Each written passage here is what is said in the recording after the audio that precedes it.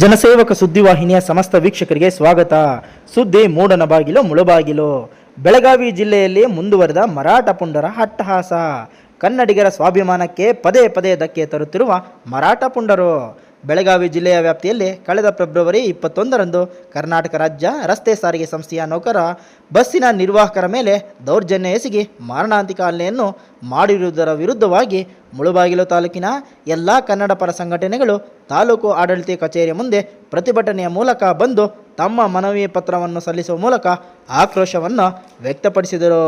ಈ ಸಂದರ್ಭದಲ್ಲಿ ಕನ್ನಡ ಪರ ಸಂಘಟನೆಗಳ ಒಕ್ಕೂಟದ ಅಧ್ಯಕ್ಷ ಕೇಸರಿ ಶಂಕರ್, ಶಕ್ತಿ ಪ್ರಸಾದ್ ಹಾಗೂ ಕರ್ನಾಟಕ ರಕ್ಷಣಾ ವೇದಿಕೆ ಸಂಘಟನೆಗಳ ಒಕ್ಕೂಟ ಚಳುವಳಿ ಚಲಪತಿ ಬಣದ ತಾಲೂಕು ಅಧ್ಯಕ್ಷ ಶಾಹಿದ್ ಪಾಷಾ ಮತ್ತು ಉಪಾಧ್ಯಕ್ಷ ರಿಯಾಜ್ ಸೇರಿದಂತೆ ಕರ್ನಾಟಕ ರಕ್ಷಣಾ ವೇದಿಕೆ ಪ್ರವೀಣ್ ಶೆಟ್ಟಿ ಬಣ, ಮಿಟ್ಟಳ್ಳಿ ಪ್ರಕಾಶ್ ಗೌಡ ಹಾಗೂ ಹರೀಶ್ ಗೌಡ ಹಾಗೂ ಕನ್ನಡ ಸಾಹಿತ್ಯ ಪರಿಷತ್ ಜಗದೀಶ್ ಸೇರಿದಂತೆ ಹಾಗೂ ರೈತ ಮುಖಂಡ ನಂದಕುಮಾರ್, ಚೋಳಂಗುಂಡೆ ಹರೀಶ್ ಸೇರಿದಂತೆ ತಾಲೂಕಿನ ಹಲವಾರು ಕನ್ನಡ ಪರ ಸಂಘಟನೆಯ ಪದಾಧಿಕಾರಿಗಳು ಹಾಗೂ ಕನ್ನಡ ಅಭಿಮಾನಿಗಳು ಭಾಗವಹಿಸಿ ತಮ್ಮ ಆಕ್ರೋಶವನ್ನು ವ್ಯಕ್ತಪಡಿಸಿದರು.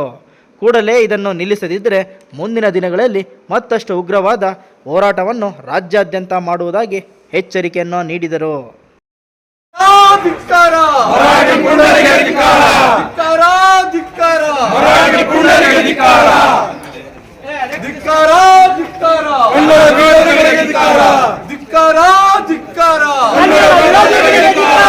ಕಾಪಾಡಿ ಕಾಪಾಡಿ ಕಾಪಾಡಿ ಕಾಪಾಡಿ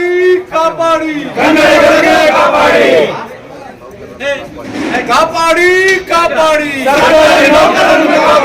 ಕಾಪಾಡಿ ಕಾಪಾಡಿ ಕಾಪಾಡಿ ಮರಾಠಿ ಗೂಂಡಗಳಿಗೆ ಹೇಳಿ, ಮರಾಠಿ ಗೂಂಡಗಳಿಗೆ ಅಮಾಯಕ ಕೆಎಸ್ಆರ್ಟಿಸಿ ಕಂಡಕ್ಟರ್ ಮೇಲೆ ಹಲ್ಲೆ ಮಾಡಿದ ಮರಾಠಿ ಗೂಂಡರಿಗೆ ಜೈ ಕನ್ನಡಾಂಬೆ. ನಮ್ಮ ಸಂಗಡ ಕನ್ನಡ ಕನ್ನಡ ನಮ್ಮ ಸಂಗಡ ಕನ್ನಡ ಕನ್ನಡ ನಮ್ಮ ಸಂಗಡ. ದಿನಾಂಕ ಇದೇ ತಿಂಗಳ 21ನೇ ತಾರೀಕು ನಮ್ಮ ಬೆಳಗಾವಿ ರಾಜ್ಯ ಕರ್ನಾಟಕ ರಸ್ತೆ ಸಾರಿಗೆ ಒಂದು ವಾಹನದಲ್ಲಿ ಅನುಪೇಕ್ಷಿತ ವ್ಯಕ್ತಿಗಳು ಅವರು ಪ್ರಯಾಣ ಮಾಡ್ತಾ ಇರ್ತಾರೆ. ಸರ್ಕಾರ ಒಂದು ಆಧಾರ್ ಕಾರ್ಡ್ ಕೊಟ್ಟಿರ್ತಕ್ಕಂಥ ಹೆಣ್ಮಕ್ಕಳಿಗೆ ಉಚಿತವಾಗಿ ಪ್ರಯಾಣ ಮಾಡಕ್ಕೆ ಅವಕಾಶ ಮಾಡಿಕೊಟ್ಟಿರತ್ತೆ. ಆ ಅವಕಾಶವನ್ನ ಆ ಹೆಣ್ಮಗು ಬಳಸ್ಕೊಳತ್ತೆ. ಆ ಹೆಣ್ಮಗು ಬಳಸ್ಕೊಂಡ ನಂತರ ಹಿಂದ್ಗಡೆ ಒಂದ್ ಸೀಟ್ ಇದೆ, ಅದಕ್ಕೂ ಈ ಆಧಾರ್ ಕಾರ್ಡ್ ಅಂತ ಹೇಳಿದ್ರು. ಆ ವ್ಯಕ್ತಿ ಕಂಡಕ್ಟರ್ ಆಗಿರ್ತಕ್ಕಂಥವ್ರು ಏನ್ ಮಾಡ್ತಾರೆ ಅಂದ್ರೆ, ಮಹಾದೇವಪ್ಪನವರು ಆಧಾರ್ ಕಾರ್ಡ್ ಕೊಟ್ಟಿರೋದು ಬರೀ ಹೆಣ್ಮಕ್ಳಿಗೆ, ಗಂಡು ಮಕ್ಕಳಿಗಲ್ಲ.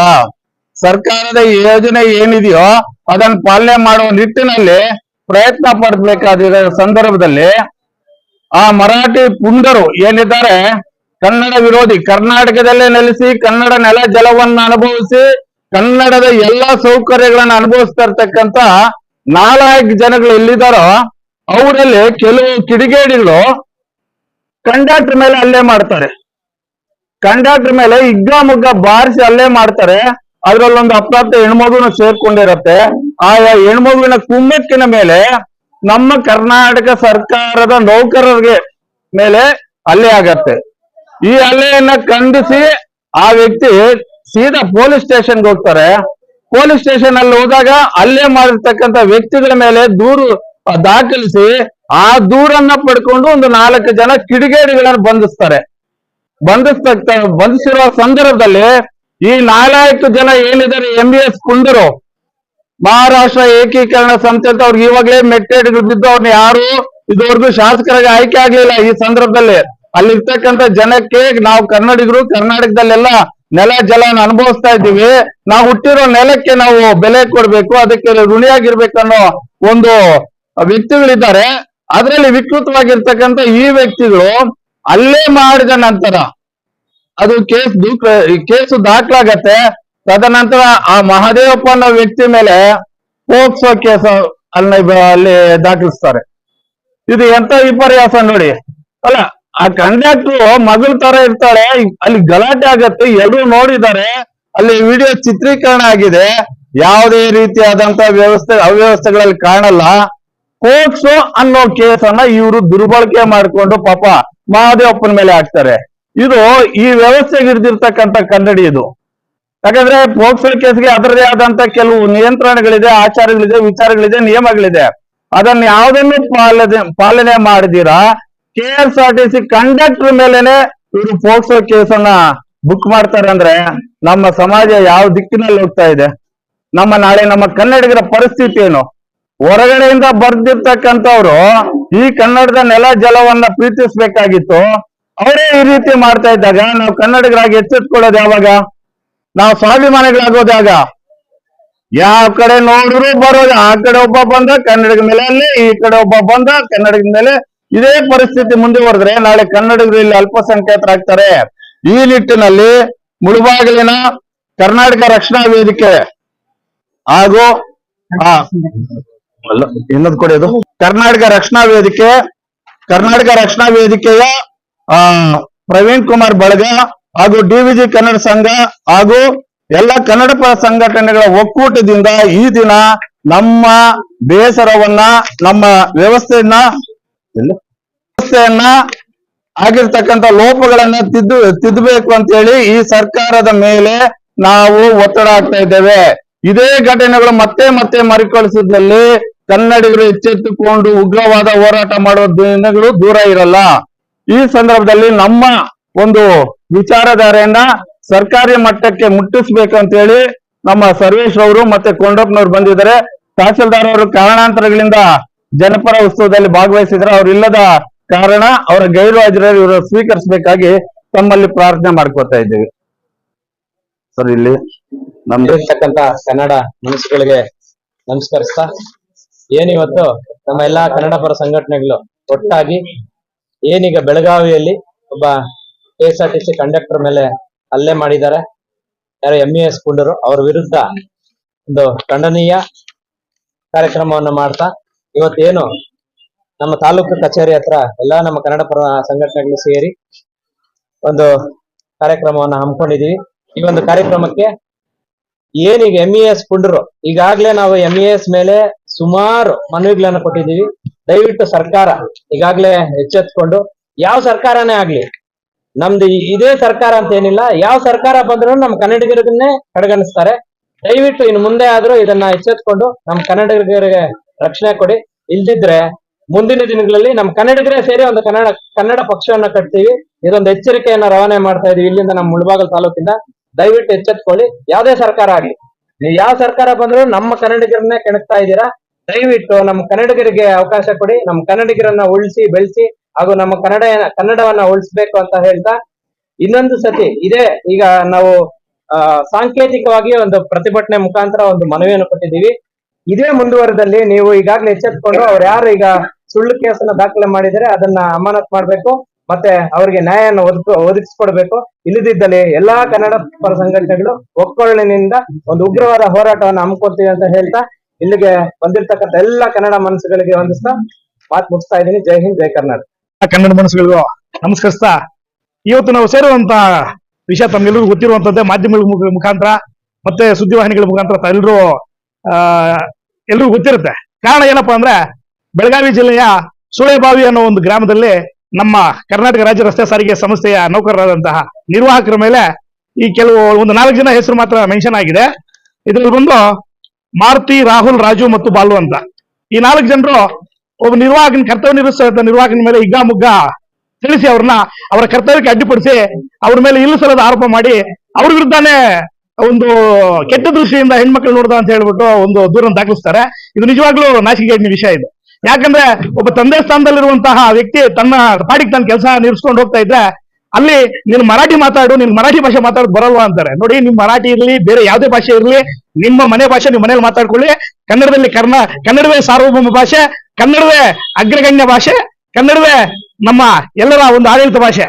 ಕನ್ನಡಕ್ಕೆ ಗೌರವ ಕೊಡದವನು ಕರ್ನಾಟಕದಲ್ಲಿರೋಕ್ಕೆ ನಾಲಾಯಕ ಅಲ್ಲ, ಅವನು ನಾಲಾಯಕ. ಅವನು ಕರ್ನಾಟಕದಲ್ಲಿ ಕನ್ನಡಕ್ಕಾಗ್ಲಿ, ಕನ್ನಡ ನಾಡು ನುಡಿ ನೆಲ ಜಲ ಏನೇ ವಿಷಯದಲ್ಲಿ ಏನೇ ತೊಂದರೆ ಆದ್ರೂ ನಾವು ಕನ್ನಡ ರಕ್ಷಣಾ ವೇದಿಕೆ ಏನಿಲ್ಲ ಎಲ್ಲ ಸೇರಿದೀವಿ. ಎಲ್ಲರೂ ಒಕ್ಕಲಿನಿಂದ ಹೋರಾಟ ಮಾಡಿ ಅವರ ವಿರುದ್ಧವಾಗಿ ಕಠಿಣ ಕ್ರಮ ಕೈಗೊಳ್ಳುವವರೆಗೂ ನಾವು ಬಿಡಲ್ಲ ಅಂತ ಹೇಳ್ಬಿಟ್ಟು ಕರ್ನಾಟಕ ಸರ್ಕಾರಕ್ಕೆ ಒಂದು ಎಚ್ಚರಿಕೆ ಕೊಡ್ತಾ ಇದೀವಿ.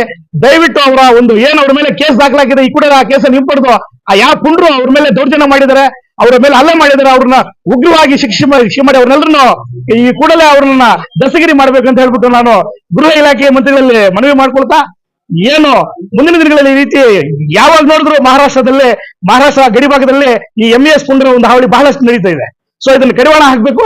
ಈ ಒಂದು ಮುಂದಿನ ದಿನಗಳಲ್ಲಿ ಇಂತಹ ಅಹಿತಕರ ಘಟನೆ ನಡಬಾರದು ಅಂತ ಹೇಳ್ಬಿಟ್ಟು ನಾನು ಸರ್ಕಾರಕ್ಕೆ ಒಂದು ಮನವಿ ಮಾಡ್ತಾ, ಇವತ್ತು ನಾವೆಲ್ಲ ಸೇರಿ ಹಿರಿಯರೆಲ್ಲರೂ ಸೇರಿ ಏನು ಈ ಒಂದು ಮನವಿ ಕೊಡ್ತಾ ಇದ್ದೀರಾ, ಈ ಮನವಿಯನ್ನು ಈ ಕೂಡಲೇ ತಾವು ರಾಜ್ಯ ಸರ್ಕಾರಕ್ಕೆ ಸಲ್ಲಿಸಿ ಇದರ ಒಂದು ಪ್ರಗತಿ ಏನಾಗಿದೆ ಅಂತ ಹೇಳ್ಬಿಟ್ಟು ನಮಗೆ ಈ ಕೂಡಲೇ ತಿಳಿಸ್ಬೇಕಂತ ಹೇಳ್ಬಿಟ್ಟು ನಾನು ಇವರಲ್ಲಿ ಮನವಿ ಮಾಡ್ಕೊಳ್ತಾ, ಗ್ರೇಡ್ 2 ತಹಸೀಲ್ದಾರಲ್ಲಿ ಮನವಿ ಮಾಡ್ಕೊಳ್ತಾ, ಇಲ್ಲಿ ಎಲ್ಲ ಸೇರಿರುವಂತ ಕನ್ನಡ ನುಡಿಸಲಿಗೆ ಮತ್ತೊಮ್ಮೆ ಧನ್ಯವಾದಗಳನ್ನ ಹೇಳ್ತಾ ನಾನು ಮಾತು ಮುಗಿಸ್ತೀನಿ. ಜೈ ಹಿಂದ್, ಜೈ ಕರ್ನಾಟಕ ಮಾತೆ.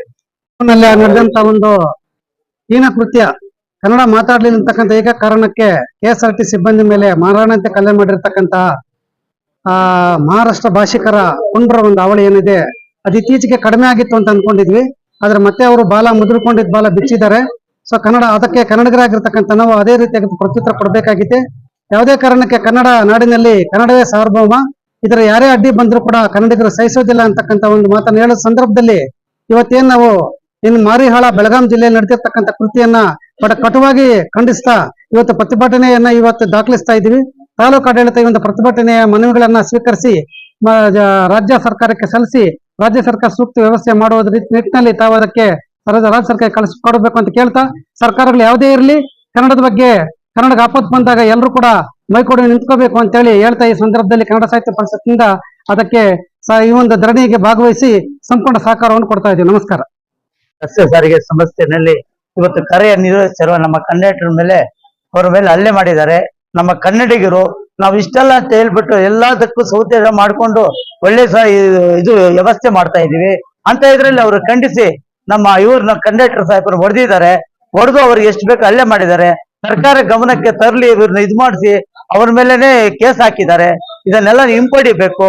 ಅವ್ರಿಗೆ ನೀವು ಇದು ಮಾಡಿ ಅವರಿಗೆ ಅನುಕೂಲ ಮಾಡ್ಕೊಡ್ಬೇಕು ಅಂತ ಸರ್ಕಾರಕ್ಕೆ ನಾವು ಮನವಿ ಪತ್ರವನ್ನು ಕೊಡ್ತಾ ಇದ್ದೀವಿ. ಬಂದು ಅವನಿಗೆ ಇದು ಮಾಡಿಸ್ತಾ ಮುಳಬಾಗಿಲು ತಾಲೂಕಿನ ಕನ್ನಡ ಪರ ಸಂಘಟನೆಗಳಿಂದ ಹಮ್ಮಿಕೊಂಡಿರುವಂತಹ ಈ ಒಂದು ಪ್ರತಿಭಟನೆಯ ಮನವಿಯನ್ನ ಸ್ವೀಕರಿಸ್ತಿದ್ದೀನಿ. ಇದರ ಪ್ರತಿಭಟನೆಯ ಮುಖ್ಯ ಉದ್ದೇಶ ಏನಂದ್ರೆ 21/2/25 ಬೆಳಗಾವಿಯಲ್ಲಿ KSRTC ನಿರ್ವಾಹಕರ ಮೇಲೆ ನಡೆದಿರುವಂತಹ ಹಲ್ಲೆಯನ್ನ ಖಂಡಿಸಿ ಇವತ್ತು ಇಲ್ಲಿ ಪ್ರತಿಭಟನೆಯನ್ನ ಮಾಡಿದ್ದಾರೆ. ಒಬ್ಬ ಕನ್ನಡಿಗನಾಗಿ ಇವತ್ತು ನಮ್ಮ ಕರ್ನಾಟಕ ರಾಜ್ಯದ ಜಲ, ಪರಿಸರ ಎಲ್ಲವನ್ನು ಸಹ ಸಂರಕ್ಷಣೆ ಮಾಡುವಂತಹ ನಿಟ್ಟಿನಲ್ಲಿ ಇವತ್ತು ಕರ್ನಾಟಕ ಸರ್ಕಾರ ಕೆಲಸ ಮಾಡ್ತಾ ಇದೆ. ಈ ಒಂದು ಏನು ಹಲ್ಲೆ ಮಾಡಿದ್ದಾರೆ, ಈ ಹಲ್ಲೆಯ ಮನವಿಗಳನ್ನ ಈಗಾಗಲೇ ಎಲ್ಲಾ ಜಿಲ್ಲೆಗಳಿಂದನೂ ಸಹ ಕರ್ನಾಟಕ ಸರ್ಕಾರದ ಗಮನಕ್ಕೆ ಬಂದಿದೆ.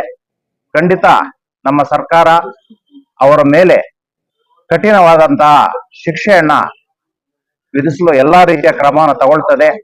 ಅದರ ಜೊತೆಗೆ ಮುಂಬರುವ ಇತರ ಏನು ಹಲ್ಲೆಗಳು ನಡೀತಾ ಇದೆ ಅದನ್ನು ಸಹ ತಡೆಗಟ್ಟಲ ನಿಟ್ಟಿನಲ್ಲಿ ಈಗಾಗಲೇ ಮಾನ್ಯ ಮುಖ್ಯಮಂತ್ರಿಗಳು ಕ್ರಮವನ್ನ ವಹಿಸ್ತಾ ಇದ್ದಾರೆ. ಅದರಿಂದ ಒಂದು ಮನವಿ ಏನಂದ್ರೆ, ಒಬ್ಬ ಸರ್ಕಾರಿ ನೌಕರನ ಮೇಲೆ ಯಾರೇ ಹಲ್ಲೆ ಮಾಡಿದ್ರು ಸಹ ಅದು ನಾನ್ ಬೇಲಬಲ್ ಅಫೆನ್ಸ್ ಆಗಿರ್ತದೆ. ಅದರಿಂದ ಕೂಡಲೇ ಅವರನ್ನ ಬಂಧಿಸಿ ಶಿಕ್ಷೆಗೆ ಒಳಪಡಬೇಕಂತೇಳಿ ನಾನು ಸಹ ಮನವಿ ಮಾಡ್ಕೊಳ್ತಾ ಇದ್ದೀನಿ ಸರ್ಕಾರ ನೌಕರ ಪರವಾಗಿ. ಹಾಗೂ ನಮ್ಮ ಕನ್ನಡ ಸಂಘದ ಸಂಘಟನೆಗಳು ಏನು ಮನವಿ ಕೊಟ್ಟಿದ್ದಾರೆ ಅದನ್ನ ಸರ್ಕಾರಕ್ಕೆ ಗಮನಕ್ಕೆ ತರುವ ಮೂಲಕ ಮುಂಬರುವ ದಿನಗಳಲ್ಲಿ ಈ ತರ ಅಹಿತಕರ ಘಟನೆ ನಡೆಯಲು ನಮ್ಮ ಸರ್ಕಾರ ಕ್ರಮ ವಹಿಸ್ತದೆ ಅಂತೇಳಿ ನಾನು ತಮಗೆ ಒಂದು ಮಾತು ಹೇಳಕ್ಕೆ ಇಷ್ಟಪಡ್ತೀನಿ.